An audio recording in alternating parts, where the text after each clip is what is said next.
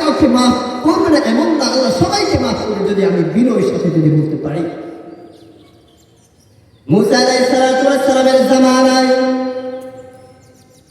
মুসা আলাইহিস সালাতু ওয়াস সালাম তুর পাহাড়ে গেলেন। তুর পাহাড়ে আল্লাহ পাক রব্বুল আলামিন মুসা আলাইহিস সালাতু ওয়াস সালামকে বলতেছে, মুসা আলাইহিস সালাতু ওয়াস সালাম কি জান্নাত দেখাইতেছেন, জাহান্নাম দেখাইতেছেন। যখন জান্নাত দেখাইতেছেন, জাহান্নাম দেখাইতেছেন, জাহান্নামের মধ্যে একজন ব্যক্তির নাম লিখে রাখছে।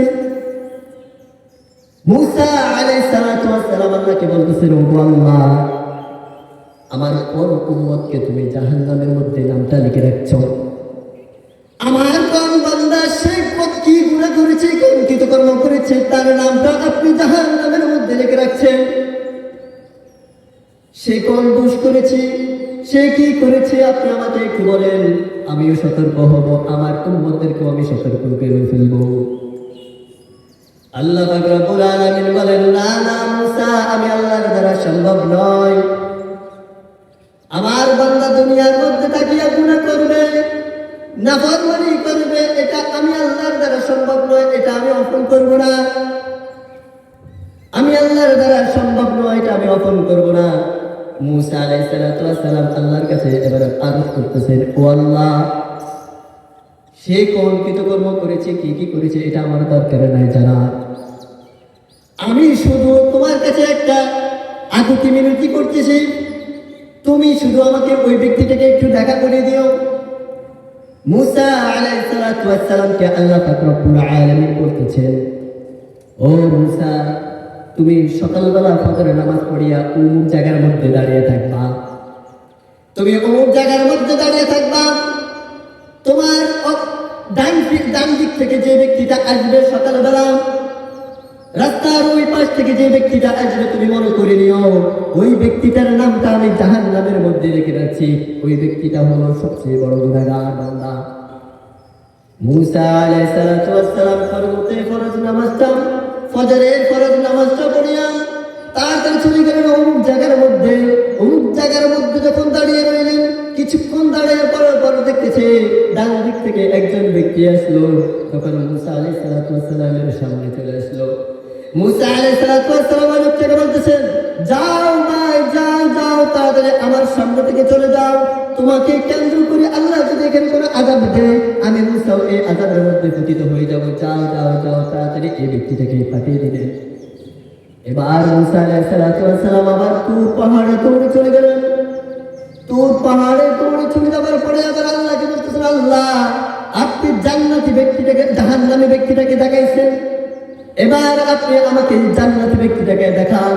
কোন ব্যক্তিটা আপনার কাছে বেশি প্রিয়? তুমি তো জাহান্নামীটাকে দেখাইছো, এবার আমাকে একটু জান্নাতীটা দেখাও। মুসা আলাইহিস সালাতু ওয়াস সালামকে আল্লাহ বলতেছিল, মুসা শুনো, তুমি বিকালবেলায় মাগরিবের আগে আগে ওই জায়গার মধ্যে আবার দাঁড়িয়ে রইবা, দাঁড়িয়ে থাকবা ওই জায়গার মধ্যে। অপর পিঠ থেকে বাম দিক থেকে যে ব্যক্তিটা আসবে, তুমি মনে করে নিও এই দুনিয়ার মধ্যে, এই জমিনে সবচেয়ে প্রিয় বান্দা হলো ওই ব্যক্তি, আমি তাকে সবচেয়ে প্রিয় বান্দা বানাইছি। মুসা আলাইহিস সালাতু ওয়াস সালাম তুর পাহাড় থেকে দৌড়ে চলে গেলেন। যাইয়া দেখতেছেন ওই জায়গার মধ্যে দাঁড়িয়ে রইলেন। ওই জায়গার মধ্যে যখন দাঁড়িয়ে রাখবেন, মাগরিবের পর আগে আগে চলে আসলো ওই ব্যক্তিটা। দেখতেছে সকালে বেলা যে ব্যক্তিটা গিয়েছে, ওই ব্যক্তিটা বিকাল বেলা এই রাস্তা দিয়ে আবার যেতেছে। মুসা আলাইহিস সালাতু ওয়াস সালাম কোনো কথাবার্তা বললেন না, কোনো কিছু বললেন না, আবার দৌড় দিয়ে আল্লাহর দরবারে চলে গেলেন।